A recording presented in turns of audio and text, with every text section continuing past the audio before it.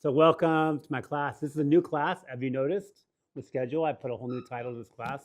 9 ways to say I'm sorry. Obviously, it's part of the Emotional Vampire series, the book coming out very soon. And the reason why I want to talk about this because when I read the Torah portion, it doesn't really get into like we see sometimes when Moshe begs to God on Mount Sinai, please don't. God's like, I'm going to destroy the people, especially after the golden calf. And God says, please don't do it. Don't do it. And then God, forgives the Jewish people. But we don't see a lot in the relationships between Yaakov and all of them, Abraham and Sarah, Yaakov and Rivka and Rachel and Leah. We don't see a lot about apologies. We don't see a lot, even with the two brothers, the twins. We don't see a lot like, I'm sorry. Even when the Jews when the brothers come down to Egypt and they go in front of Joseph and they don't recognize him. And they try to sell him, if you don't know the story, they try to first, I think, kill him. They try to kill him and they throw him into a pit with snakes and scorpions. And they sold him to slavery. And then 20 years, then they sold him to slavery and he ends up, not seen for 20 years.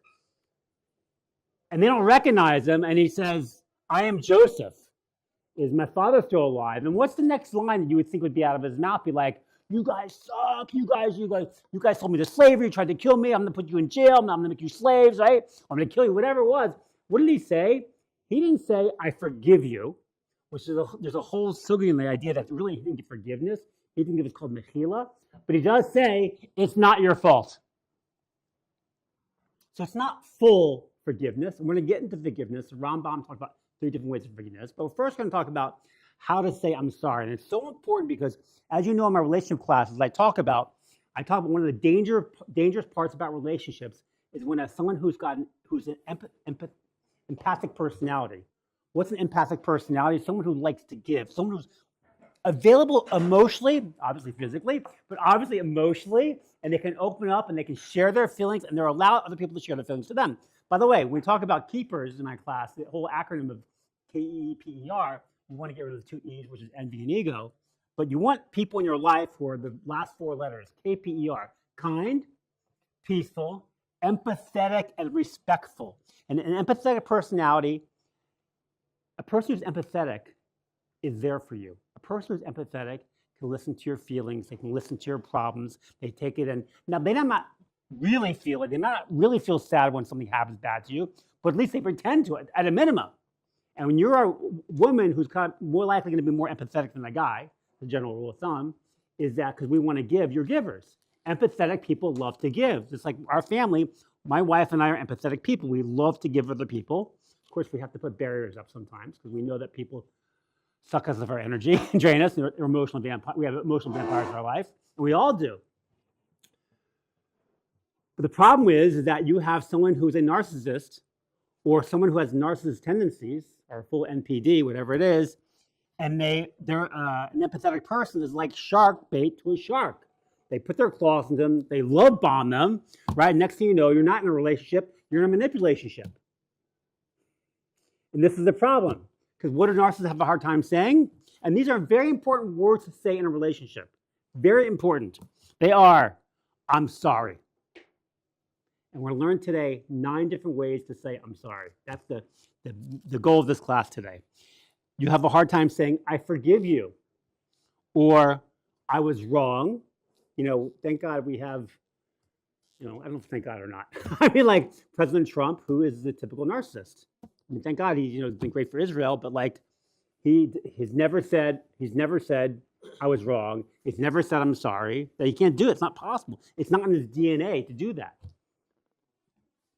It's hard to say, for some people, it's hard to say I love you. And I said, sometimes saying I love you is not the most important thing to say in a relationship. Right? You can have your husband say I love you every single day, but if he doesn't appreciate you, right, doesn't show you attention, what does that mean I love you?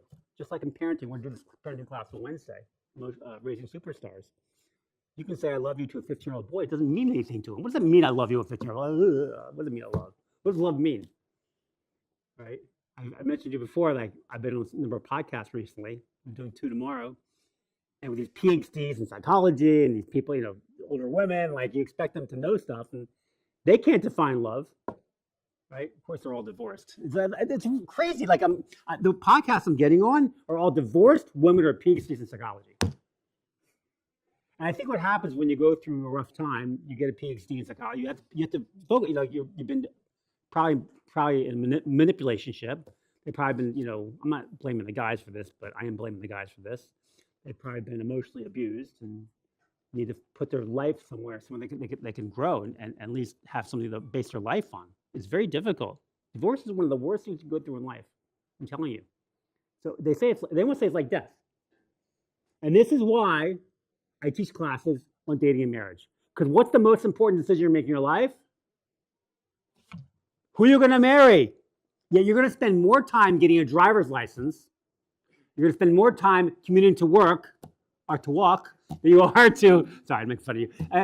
Than you are to learn what it means to be in a passionate relationship. You have no idea what you're doing, and this is why most relationships fail. And when I mean fail, I don't mean divorce. I mean you can be in a relationship for 50 years and you can die married and you were not successful. Because that's what my passion. I want to build loving relationships. So we're going to get into the ideas. So I said some of the hardest words to say in the English language are I'm sorry, I forgive you, I was wrong, I love you. And the last word is Worcestershire sauce. Why is that hard to say? It's just hard to say. I don't know if I'm saying it right. Does anyone know Worcestershire sauce? How do you say it, Rabbi? You added a syllable. I might have added a syllable. It's not easy. Worcestershire sauce? The first three are required for healthy relationships. The fourth is needed for a romantic partner. And the last is needed for a great ribeye steak. So admitting you're wrong can seem like a simple thing, but if you're not an empathetic person, it can be difficult. Of course, narcissists never admit that they're wrong. And there's times when apologies are what we need to hear in a relationship. Becky Kennedy, I saw this online. She did a TED Talk. American clinical psychologist said, and she has a New York Times bestseller called Good Inside. She discusses that when we are emotionally hurt, we emotionally hurt someone, we've caused a fracture in the relationship. And it needs repairing. And by the way, the apology doesn't mean it's repaired. And we're going to go through why saying I'm sorry doesn't mean it's always repaired. We fracture, we repair. We fracture, we repair. And the problem is, sometimes an apology is a way to shut down the conversation. Like saying, hey, I'm sorry I yelled. Can we move on now? Whereas a repair is going back to the point of the disconnection, taking responsibility for your behavior, and acknowledging the impact it had on somebody else. And it's very hard. We did not see Yosef Hatzadik go to his brothers and go back to the actual fracture that had happened when they sold him to slavery. We don't hear about that story. Why'd you guys do that? Why'd you guys? I know our father played a favor for me. I know that. But why'd you have to sell me to slavery? What did I do? It's funny. We have 3 parshes in a row about Yaakov. Vayetze, he went. Vayishlach, he sent. Vayeshev, he settled. He went, he sent, and he settled. And by the way, for some of you guys who are like, in Israel for the first time learning, this is your journey. You grew up in a house, wherever it was, in New York, or Brooklyn, or California, or Miami, and you thought it was good for you to be there, because you were comfortable and familiar. But you had to get out of an environment to come to a place like Asia Torah, or come from Tel Aviv, right? You come to a place where you don't have your social circle around you, right? You're closer to the kotel because this is where actually heaven and earth meet. This is why when people come here, they say, oh, it feels really spiritual. Do you know why? Because this is the meeting point of God and the physical and the spiritual. This is the meeting point. This is why it does form the whole here. And this is also why people come here, they're more opened up to learning. And when you get out of that, you have to leave your place, when you come here, and then you say, you know what, I'm not staying for one class. I know there's a woman who came here. Literally, I'd say off the boat. She was from Tampa. She's in the A7. She's great. And she'd never been to a Shabbat dinner before. She'd been with the Lami Soul in Tampa. And she had a chance to come for a few weeks because of a job in school. And she came, and the first Shabbat dinner, she comes to my house, which I don't know if that means good or bad. I don't know, because you have a pretty good Shabbat. She might be disappointed in other places she goes. Anyway, my point is, she ended up extending a week. When you come for a week, you stay for a month. Next thing you know, you stay for a year. Next thing you know, you're a rabbi after 5 years. And 8 kids living in Meir Sharim. That's what happened. That doesn't have everybody. No, it doesn't have everybody. And and sometimes you come here, you went, and you're here like, Mom, can you send me some clothes? Mom, can you send me some money? Mom, can you and Dad come visit on a holiday? Because I'm going to see you, and I decided to stay here for another year, but I want to see you. So you're sending for your parents, you're sending for money, and then it's only then when you can settle. It's only then when you have clarity in your life.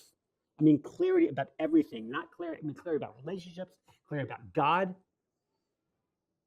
Because you have to have one of the two questions you have to ask yourself when you come, especially in my class. Two questions. Number one, is there a God or there's not a God? Is there a God or there is not a God? Those are your two choices in life, right? Which means everything's random or everything's not random. If there's no God, you're a random creation. And if there's a God, you were created for a purpose. And you have to answer that question with clarity. And it takes time. The second question you have to ask, did God give us the Torah? Because if you fast on Yom Kippur and you do not think that God gave you the Torah, you're an idiot. Because that means you're following the rules of some man, woman, or group of men or women. If I'm going to do that, I'm going to pick Scientology. I can hang out with Tom Cruise. Right? I'm going to pick my own religion at that point in time. So sometimes an apology is just a way to shut down the conversation. A repair goes back to the point of disconnection, taking responsibility for your behavior, acknowledging the impact it had on someone else. Imagine a water pipe with a fracture in it. Some water may trickle down to the very end, to the tap, to the faucet, but most of that water is going to seep into the ground and be wasted. The same can be for a relationship. If you do not repair the relationship, you might have a relationship, but it's not going to be very good. The water won't be flowing out of the relationship.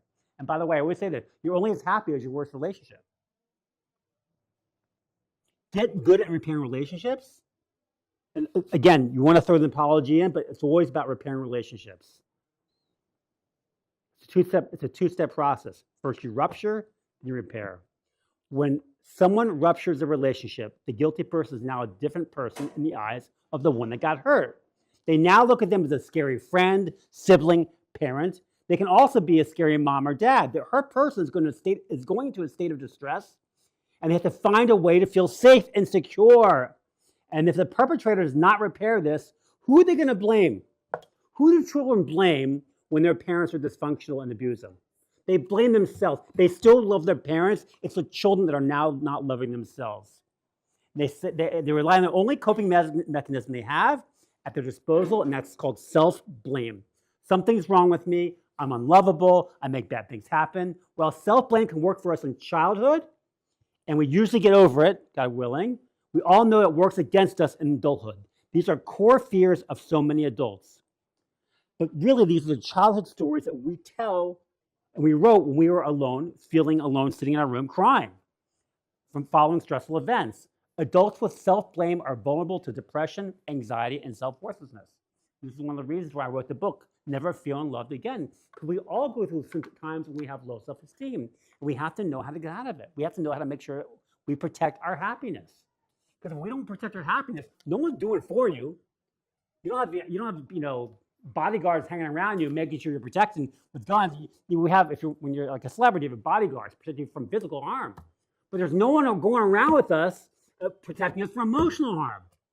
Those bodyguards aren't capable of doing that because they can bench press 400 pounds and they can shoot a gun, but they have no idea about psychology. And most psychologists aren't following you around. And you can't always rely, bless you, you can't always rely on your best friends or your parents. Because the reason why, because they're your yes men. They're there, they love you and want the best for you, but they always say yes to you, anything you want, because they want what's good for what you think is good for you. You need someone to tell you the truth, which doesn't always feel good. That's why I told my students, I'm not here to be liked. I'm here to make you great. And sometimes that means making a hard choice. I was teaching last week at, were you there at Chabad last week? No. Anyone of you guys get a Chabad last week? Dave, you were there, right? Chabad last week? So I talked about, it's called a class called Dating AI. How to make sure your love isn't artificial. I gave it here. I did. That was my practice class. It got better. I'll give it over in a few weeks.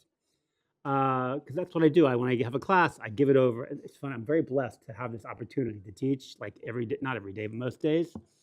And and I get to try things out on you. This is the class you're hearing for the first time, right? So this is great. Oh, so I was talking about anger and relationships, and I mentioned that anger is like idol worship. It's like a bodhisattva. And after the class, there was two women that came over to me, older women, probably not old, but older, probably in their 50s, probably divorced. And like, why is anger a bodhisattva? Anyone can tell me why is anger like idol worship? Go ahead, Chava. You're putting the power to the one you're angry at instead of knowing it's from Hashem. So like you're putting the power into the person that's making you angry, which is true, and you're taking away from Hashem. Another answer? Anger means you're losing control. And the only difference between humans and animals, the main two differences between humans and animals, is instinct and language. We have a much deeper language. We have deeper souls. Animals have souls, not the same level. Animals live on instinct, right? They live on instinct. When I feed my dog Mocha, I feed her twice a day. You met my dog Mocha, right? She's a doll, she's a complete doll. And when I feed her dinner, and then let's say for some reason I have a pizza at the house, and I put a piece of pizza on the floor, Mocha just finished a meat dinner. She's not saying to herself, you know what, I'm play chicks, I really can't have that. You know, I'm a little bit fat. If I eat the pizza, I won't be able to jump in the bed. I can't fit through the doggy door. Mocha isn't thinking that. She's an animal. She lives on instinct. She sees the pizza, and she eats the pizza. Why? Because she's an animal. And when you get angry, you're not controlling your instincts. You're losing control. And you're saying, why is it like a bodhisattva? That's one reason. The second reason is because you're saying, God, you made a mistake. And God does not make mistakes. The reason why this person's getting you upset, there's a reason for it. We don't know the reason. For you to learn from, for you to grow from. This is why relationships, like I say, when you're married, it's like a heart. And it splits in two. And half your soul goes into, it's a zigzag. And their half goes out to someone else in the world. And your job is to find that person that's your besheret. And those two souls merge into one under the chuppah. But your job isn't to go to your husband and say, honey, you got to stop picking your underwear off the floor. And your job isn't to go to your wife and say, you got to stop burning the chicken. Your job is to accept them for who they are as a person. You hope they grow. You want them to grow. There's nuanced ways to get your husband to stop throwing his underwear on the floor. But it's not by yelling at him every day, because that's just criticism. As we learned in my classes, criticism destroys relationships. Because you want to compliment, don't criticize, or you'll get into a fight. Compliment, don't criticize, or she'll strike you with her right. Compliment, don't criticize, or she'll go on mitzvah strike. Compliment, don't criticize. Then she'll say, not tonight. Compliment, don't criticize, or she'll dress like Betty White. Compliment, don't criticize, or he'll dress like Betty White. Compliment, don't criticize. Then he'll go for guys in tights. Compliment, don't criticize. Then you wish you lost that fight. Compliment, don't criticize. If you want some fun tonight, compliment, don't criticize. Get your love to greater heights. Thank you. I'll be at Caesars every Tuesday night. Okay, let's get back to the topic. When we can tell stories from our past that caused us distress, but now tell them in a safe environment, the story changes. And we change. With repair, we effectively change the past. And that is what a good therapy does. It's to repair. We want to repair all our past relationships. Self-repair means separating your identity from your behavior.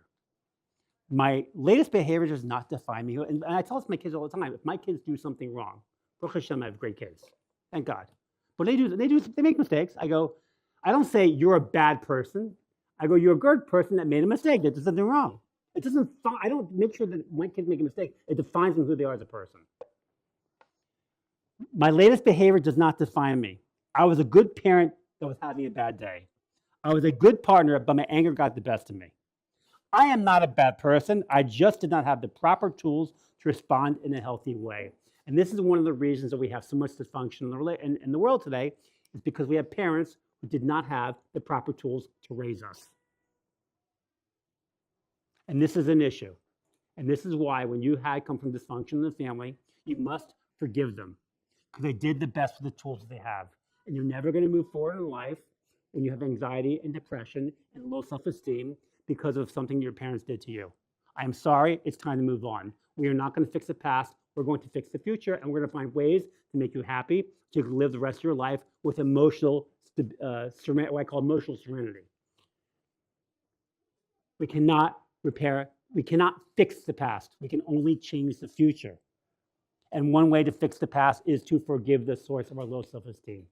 If you do not forgive the source, you're going to be in constant pain the rest of your life.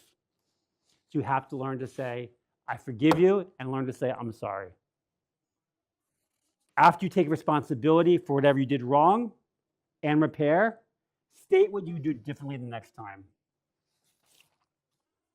These are not repair. I am sorry I yelled at you, but if you were more grateful, then I wouldn't get mad at you. I'm sorry I smacked you, but if you listened to me the first time, this wouldn't have happened. These insinuate that someone else caused your reaction, again, which is like living an instinct. Can you imagine a husband comes home from work, he says to the wife, honey, I'm so sorry, I have to apologize. I slept with my secretary. Oh, it's okay, honey, it's just your instincts. Does that make sense? Not at all, right? We have instincts, we're men. Our instincts are very, very strong. We have this desire to spread our seed. It's part of what God made us. That's why He made us, to spread our seed around. But we can control ourselves. This is why I talk about, like, as you have parents that age, you'll notice that sometimes they lose their filter. Things that, any sort of idiosyncrasies they had in the 40s and 50s now comes right out in the open in their 70s and 80s, or 80s and 90s. Like, this is what they call the dirty old man. Like when an old man's walking by and he sees a woman and he pinched her tushy, right? He wanted to pinch her tushy 30 years earlier, but he can control himself. But now he lost I'm being honest, but he lost his filter, right? Everyone knows what tushy means, right? I don't know if is that a common word in the non-Jewish world, tushy? For some reason, I don't think it is. The little kids? Yeah. And the non-Jewish, have you been in the non-Jewish world? I don't think they use the word tushy. Right, I think they use the word buttocks. In the buttocks, right? They pitch it, and they can't, because they can't control themselves. They lose their filter. But I'm being honest, it's true. And we've all experienced it, like hearing about dirty old men, like they walk in the park and they open their things like that. Like, they can't help themselves.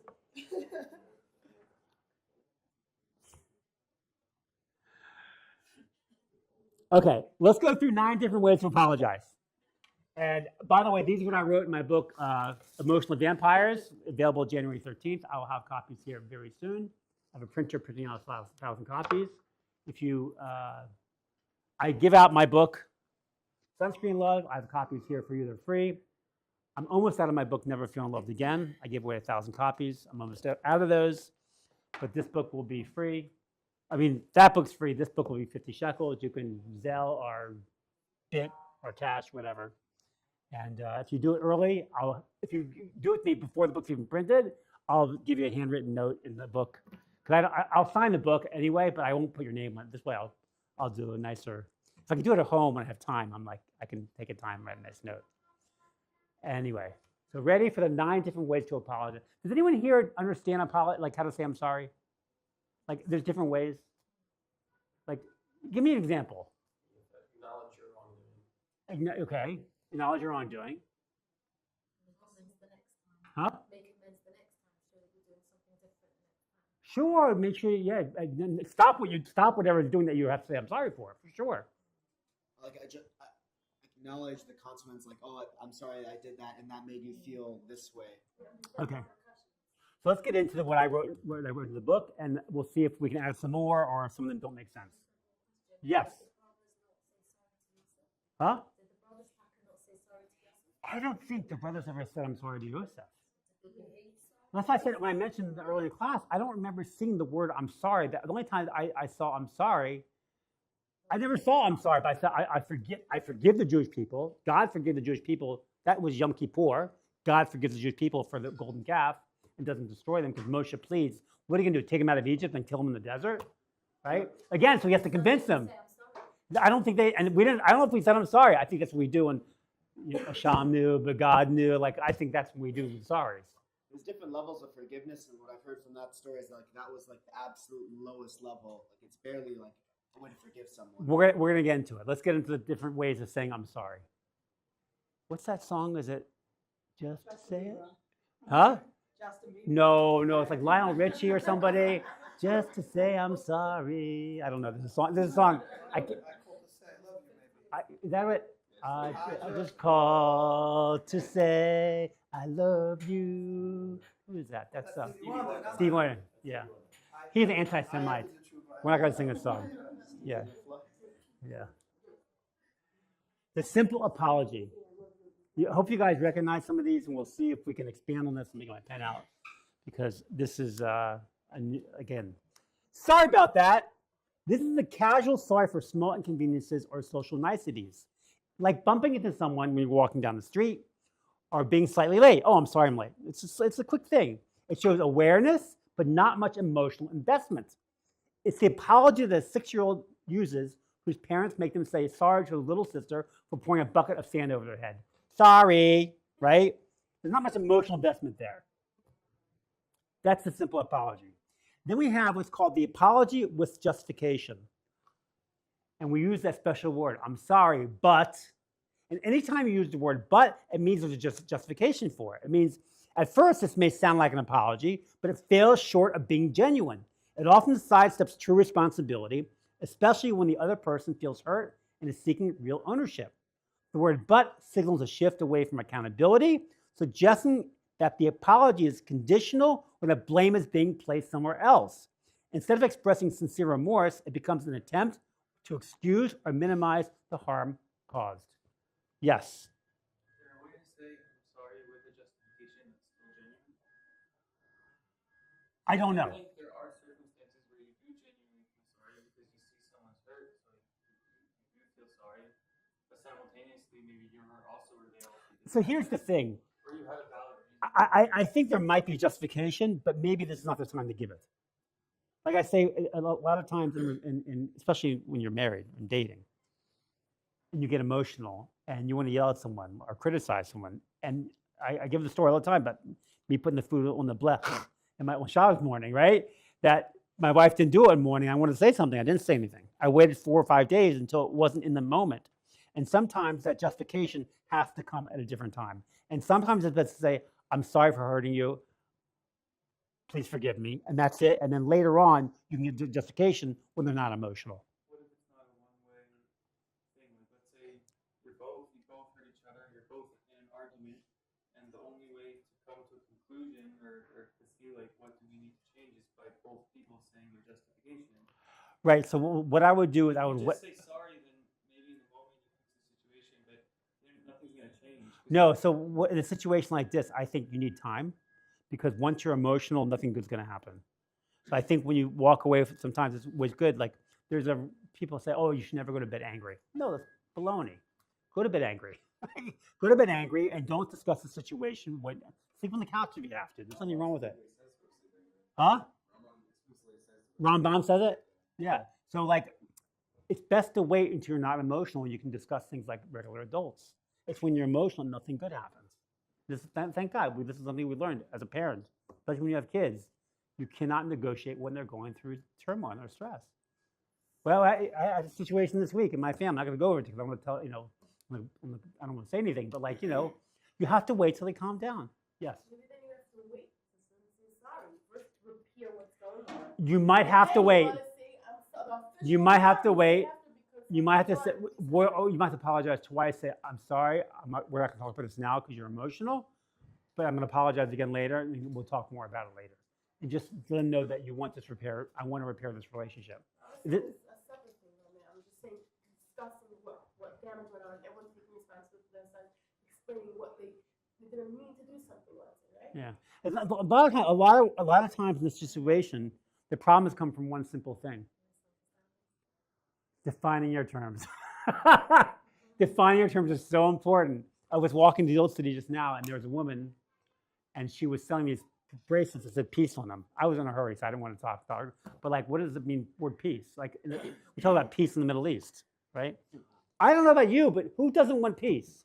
The problem we have is that we have different definitions of the word peace. For me, the word peace means I can walk through Jaffa Gate without having to worry about getting stabbed. And for the non-Jew, the definition of peace, especially the Palestinian, is dead Jews drowning in the Mediterranean River or being killed behind a tree. That's their definition of peace. They don't want us here. So if we can't have common definitions of the word peace, there's never going to be an agreement. And we can't, like, I don't understand why we can't have this clarity, right? What do you want? And they don't state, because they're embarrassed to state that they want us not to be here. They want us to be dead. And so because of that, we can't come to agreement for anything. You disagree with me? Some of them say it outright. Some of them do say that right, for sure. It wasn't Yeah, no, they're tiptoeing around it. It's just the truth. The third way to say I'm sorry I upset you. This level it's called the partial apology. This level recognizes the emotional impact, but may not fully admit fault or show understanding of what went wrong. In this version, the person apologizing doesn't really mean they are sorry, only they are sorry that what they did may have hurt the other person. In their mind, they may be completely innocent. I'm sorry I hurt you. Well, you deserved it. In your mind, that's what they think in their mind. You deserved it. I'm sorry I hurt you. No, you're not really. I'm sorry that you feel bad or I hurt you, but I'm not sorry what I did for you. You get it? It's a partial apology. And then we have the avoiding conflict apology.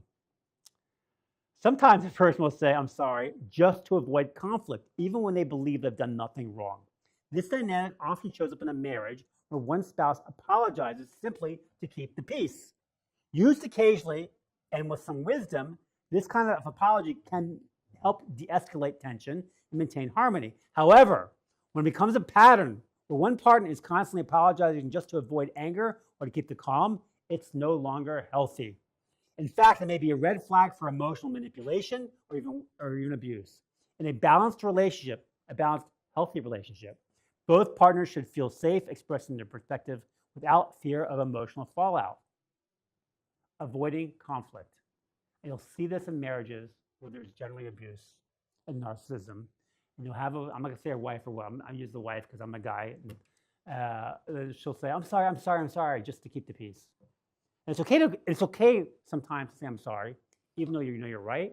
I have a chapter in my book, Sunscreen Love. It's called Sometimes You Have to Be Wrong to Be Right. Right? Because what's the most important thing in a relationship? Shalom bayit, peace in the home. And sometimes, because you can fight with your spouse, and you know you're right, and you fight with them, and guess what? They finally give in and admit that you're right. Did you win?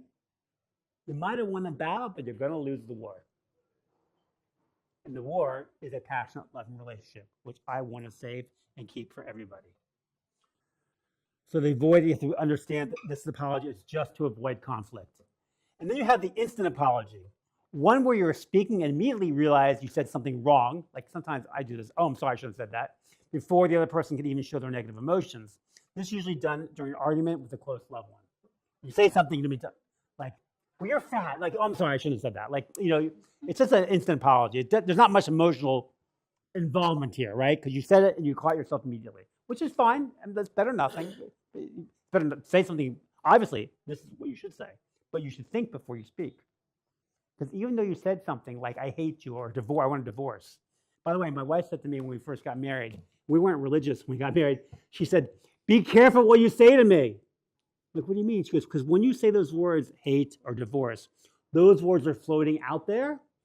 And even though you may apologize and take them back later, it's still floating out there. This is why a good attorney, when he's in a case with another attorney in court, and he'll say something knowing it's going to be stricken from the judge, but it doesn't matter. Once those words are said, they're still out there. Right? Delete for the record, yeah. What's the jury going to like? Delete. There's no delete button, right? I like what I said the other day, that if you're not careful when you're dating online, you might meet a guy at Starbucks, and it could end up being a MacBook Air computer. I said they're great because they're reliable and slim, unlike most men. But I said the great thing is they have a power button. You can turn them on. Like, I go, I wish I had a power button. Turn me on, right? We don't have that. The problem is, of course, that relationship is going to last when you have to recharge them every 3 hours, right? So anyway, I love that. That was my dating AI class that I gave recently.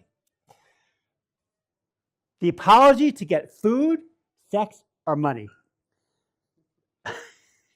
These are apologies with strings attached. When someone says, I'm sorry, primarily because they want something from you. While apology might be sincere, it's often clouded by the fact they stand to gain from your forgiveness. This creates a lingering doubt. Are they truly remorseful or just trying to get what they want? When an apology is motivated by self-interest, it can still be valid, but it's rather harder. It's harder to trust because they want something from you. Just like when guys and girls are dating in the secular world, and you guys probably don't know this, but this is a common theme when like they're about to sleep together or something, right? They're getting very physical, and the girl goes, "Well, do you love me?" I mean, what's a guy going to say at that point in time? No way, I love you so much, because he's going to get sex. So he's going to say what he has to say to get sex. He's in a situation where he wants it, right? It's again, that is getting something for saying I love you. It's meaningless, obviously, right? I said again, that's the truth. It's a true story, right? Okay, then you have the fake apology while taking responsibility. I'm sorry I said that. What I said hurt you, and I did not mean to do that. Although in your apology, you said you didn't mean to do it, in reality, you did mean to do it, and it hurt the other person. So sometimes you do that, we say something, and we still meant to do it. We do it again. But then there's a real apology while taking responsibility. I'm sorry I said that. What I said hurt you, and I did not mean to do that. In this instance, the person is admitting guilt and telling them they were acting on emotions, and it was not their true feelings. Here, the person is taking real responsibility and expressing empathy. This apology and the one above are the same. It takes reading someone's facial expressions to know if it's a real apology or a fake one. And the last way to say I'm sorry is the full apology with responsibility and empathy. I deeply regret what I did. I was wrong, and I hurt you. You didn't deserve that, and I want to correct it. I want to repair the fissure. I want to repair this relationship. This is the most important thing. You want someone to want to repair the relationship. And we're getting to this when we get into forgiveness, how to actually forgive somebody. This is the most sincere level. It includes vulnerability, remorse, emotional connection, and often the desire to change or make amends. And vulnerability is one of the key issues in relationships. You want to meet a guy or girl that has vulnerability, that is open up. Again, when we come from dysfunctional background, we have internal injuries. We put a wall up. We put a wall up, and we have a hard time. And by the way, this is the issue. You might not notice in your early 20s. You get married at 23, 24. You come from a divorced background. Your parents are divorced, and there's emotional pain that never got healed. 10, 15 years later, that is going to come to bite you in the back. It's going to come bite you in the butt, whatever you get bit, right? Tushy. You get bit in the tushy. The reason why is because you never repaired that emotional pain. And this is why if you want your kids to have a fabulous marriage, you must show them what a fabulous marriage is. They have to have something to emulate, which I teach you all the time. I teach you. I teach you. I teach you what love is. I teach you what marriage is, the definitions, the feelings. What love is to a man, what love is to a man, to a woman. Man, whatever you want. I'm not judging you. You do whatever you want. I mean, I'm not getting in that game. I was attending a singles dinner recently. This is the stories in the book. And there was a friend of mine, and she was supposed to go with this guy, and the date never happened. And she's at this dinner. I think the guy recognized her, and she recognized him. And he's being really mean to her, like really rude. And after the dinner, her friends who were trying to set her up goes, "You want to go out with me?" No, he goes, "A jerk." She goes, "He's really drunk. He's really drunk. That's not who he really was." And she asked my opinion. What do you think? Goes, "Coach, what do you think about me going with this guy who is really treating me very badly?" I said to her, "Alcoholics are notorious for apologizing for behavior after the damage has been done." And I said, "Usually when the liquor flows, the truth goes." Was that the saying? The truth comes out and liquor comes away. There's a saying. I haven't written it. Is that what it is? I mean, yours rhymes better if that's When the liquor flows, the truth shows. Yeah. Alcohol doesn't hide character, it reveals it, right? And that's, by the way, I don't really drink that much anymore, but if you come to my house on Friday nights, I used to drink scotch after dinner sometimes. Occasionally I get a nice buzz and going on. I'm so much fun. I'm a lot of fun. I mean, just singing and doing fun stuff. Like, not stupid, but fun. Like, really, like my creativity goes off the charts. I'd like to get drunk again. It's fun getting drunk. but it's not good for my heart. It's actually alcohol is very bad for you. Don't drink. You know. Maybe the fun is good, it's healthy also. So you drink and it's fun. You come out eating. I think when you're younger, you can get away with it. But as you get older, as you know, Rabbi, like, you know, I turned 60 in June. It just starts to really take a toll, and you just cannot. It's hard to handle. It's also the booze. It also affects my heart. After the fact? Yeah, usually a day later. But like on Friday night, I literally had like, I remember my house Friday night? No, I like this much scotch and some ice. I love. I just love. I love like good Dalbini. Like it smells so good. So I had a little bit, and then like I went to bed, and like next thing you know, my heart's going literally for like 20 seconds. It was very cracked. Yeah, yeah. I have atrial fibrillation, so. Yeah. But I've been really good since I've gone off alcohol. It's been, I mean, Friday night It's a only few times. stimulant, like if you have a little. It's not good for me. It's so bad for me that I haven't had problems. I've been like almost a year now without atrial fibrillation issues because I stopped drinking. If God gave you a ring, why would you want to use alcohol to start confusing yourself and getting yourself out of your mind? I'm not saying it's because you're in pain yet.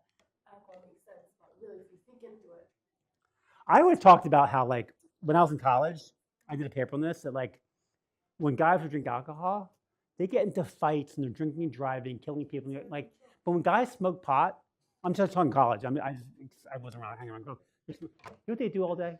They sit around and eat a bag of potato chips, and they're not getting into fights and they're not drinking and driving.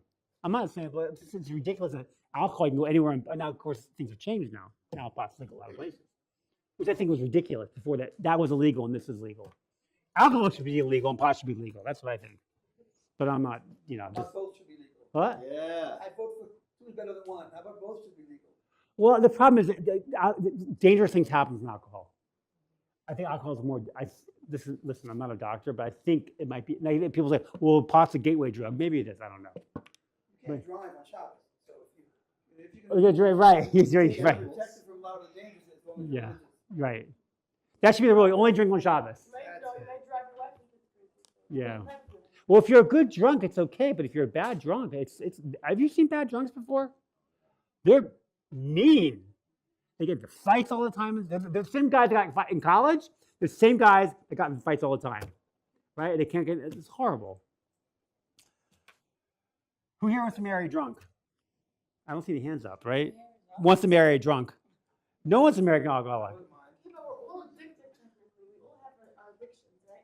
They're like covering our pain. Every single person has. Right, that's right, but you're not an animal. You can control your instincts. That's our job. Our job is to complete ourselves as a person. That's why when God brought Tov and Ra down to the world, as Rabbi Dubloff says, it's not good and bad. It's complete and incomplete. And our job is to finish ourselves. Right? And we can control our instincts. I'm not saying that you should marry somebody who's still struggling with that, or I'm not saying yes or no, whatever. I'm just saying that we all have that struggle with us. That's it. We all have that what? No. You don't realize someone's approval is an addiction. Oh, for sure, sure. No, this is a whole issue in the world with low self-esteem. We're looking for approval of other people. And that's what I talked about. I said the greatest transformation is about taking control of your happiness is having internal satisfaction without the need with external validation. And we're looking for external validation, right? When we go out, like I said, would you buy a BMW if you knew no one was to see you drive it? Would you buy a $3,000 Armani suit or a $10,000 Louis Vuitton purse if you knew no one was going to see you carry them around? And if you say, yes, I'd still buy it, you're lying. Just like guys who go to the gym and lift weights. Would you continue to lift weights if you get stronger, but your muscle mass would not change and your tone would stay exactly the same? Would you go to a gym? No, you wouldn't. Sorry. No, you wouldn't. I'm in the worst mood.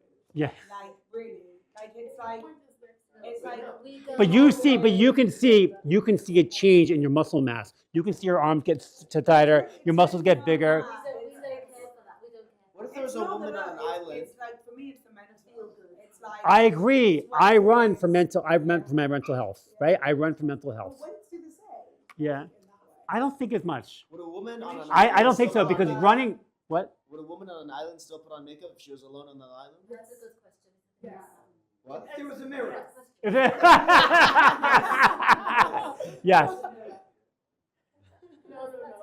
Because it could be their own. it was the mirror I thought. And I want to say something very important to the women out here. No, but I think someone would work out if they were on the island alone. It's good for your mental state. It makes you feel productive. Well, if you're on an island, you're working out. No, A person could want to feel good for themselves. Doesn't matter who the effort is. if you're on an That's a material thing. It gives you control. if you're on an island by yourself, you're working out all day just to survive. You don't like guys who work in construction aren't going to the gym at night. Go, oh, today's legs day. They want to go home and rest. If you're chopping wood, you're chopping wood all day. Tire yourself out. You're finding a way to find that satisfaction that let's say it's somebody who doesn't have a physical job. That's why they take it on after that. It's so they can tire themselves out physically and feel good about that aspect outside of necessarily muscle. Do you think gyms existed 150 years ago? Lifestyle. Lifestyle, just surviving on an island with a gym. Having to chop the wood, having to get the water and boil the water and go fishing and kill the animals. That was your job as a gym, lifting weights. But nowadays, if you want dinner, you call Wolt and he's delivering hamburger to your door, right? And then you go to the gym after that. And you go because you're not doing anything anymore. So you have to go to the gym for your emotional health and physical health. You should work out. I'm into working out. I think you should work out. But I'm telling you, if you went to the gym and you saw no change in your muscle mass and no change in your firmness or your weight, would you still go and lift weights? You'd probably say no, right? And we don't need the muscles anymore. It's not like you're walking down the street and some lady's gonna drop her purse. Like, ma'am, I got your purse. I benched 350 today. Like, I did 10 steps. Like, what are you talking about? She can say, okay, carry my six bags, 3 blocks, right? So I ask you to do that. We don't need the muscles anymore. We're not fighting saber-toothed tigers. We have guns and we have lasers now, you know? Because we invented lasers and we invented the weather. We controlled the weather, right? We invented these things. My point is, you don't need those muscle mass anymore. It's all from getting attention. Like you said before, we're addicted to attention from other people. And it makes us feel good. And for a woman, you feel validated. And for men, we feel respected when we get attention from a woman. And we like it. We all like it. And it feels good. But when you start to have internal happiness without the need for external validation, you will live a life of happiness without the need for Louis Vuitton purses, and without the need for going to the gym for 10 hours a day.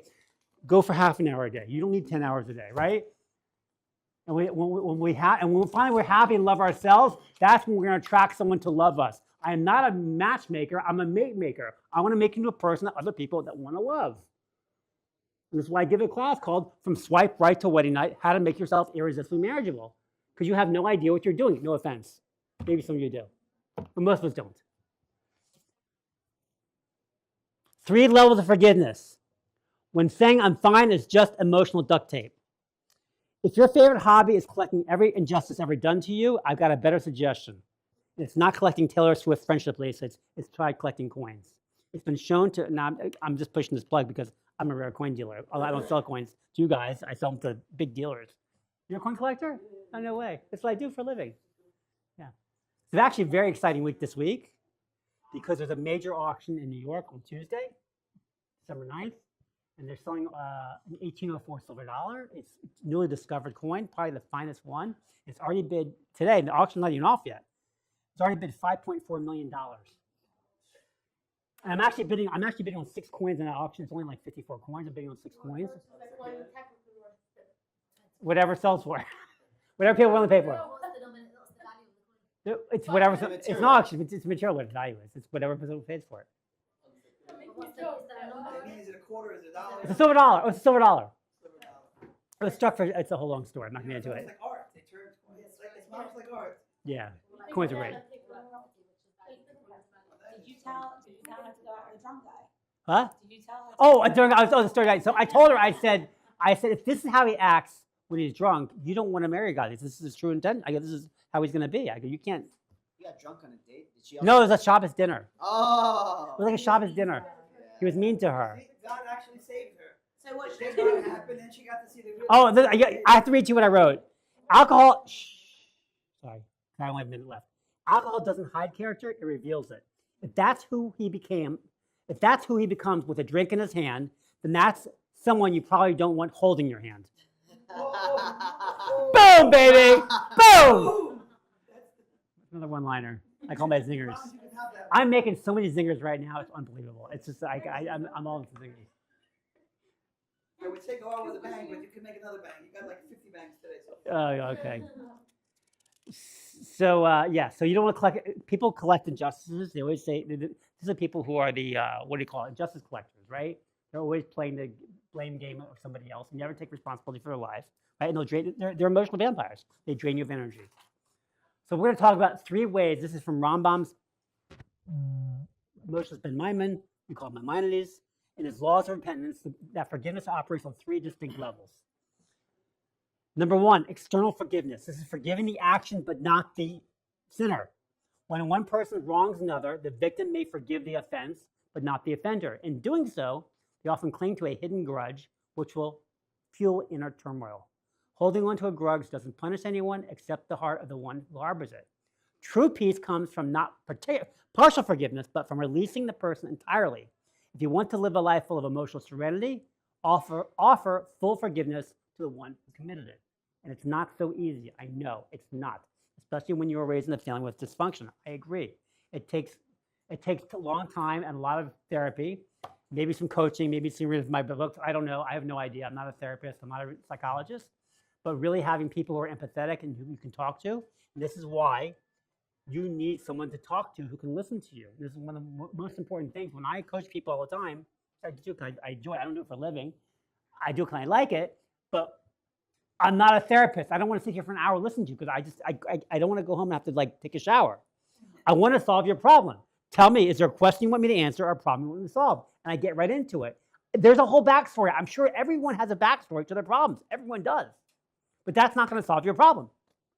Changing the future is going to solve your problem. Controlling your instincts is going to solve your problem. Controlling your emotional state, forgiving the source.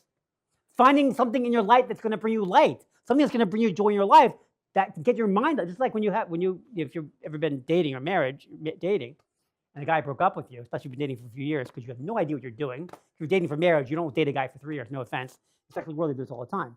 You meet a guy, right? You meet a cute guy. He's nice. You get into a physical relationship, confused infatuation with love. Next thing you know, you meet him at 23. You're dating till you're 29, and he breaks up with you. You're like, what happened? What happened? What are you dating for? I was dating for marriage. Well, why did you get married? I don't know. We'll see what has going on. I wasn't ready yet. Guess what happened? You wasted the best years of your life. And this is why I have that acronym, DO, dating, engagement, and wedding. You have to have a timeline. What time is it? You have to have a timeline on how long you're going to date a guy. If you're dating for marriage and you're not going to wait more than, the more religious you are, it might be 1 day. If you're not religious, it might be 6 months, whatever, 2 years, whatever it's going to be. You have to have a timeline. You don't have to waste your life because you don't have clarity on what you're doing. Clarify why you're dating and hold by it. Number 2, so that's external forgiveness. Number 2, internal forgiveness. Forgiving the action and partially the sinner. A higher level of forgiveness is to forgive not just the act of the sin, but also the guilty person, even though there may remain a trace of dislike for the person. There's still some healing to do, even if the pain hasn't fully disappeared. Hopefully, you'll get someday to full reconciliation. Right? And this is like when a friend does something to you, and you apologize and you forgive them. I forgive you. There's still that internal thing going on, like still something going on that's not fully there. And this is we're going to hold. You have to wait a second. Your questions. I'm going to finish. And this we get to number 3, full reconciliation. This is the highest and most complete form of forgiveness. This level is an emotion so strong that it makes it as if the act never occurred at all. This is the kind of forgiveness that matters most in a romantic relationship. At this level, the relationship is not only restored, but strengthened. It transforms itself into greater connection with the person you forgave. And this is what they say. Sometimes they say that makeup sex is the best sex because you've now strengthened the relationship. You guys never heard that? Okay, maybe I've heard it, but it's true. Right? In Jewish law, a person is only obligated to ask forgiveness 3 times. After 3 refusals, the person is no longer held accountable for that action, as they have proven their true regret. At that point, the burden shifts. The one who refuses to forgive is now considered to be bearing a grudge. If it's a real apology, yes. There's a lot more to this. 3 real ones, right? It has to be real, not one of these fake ones.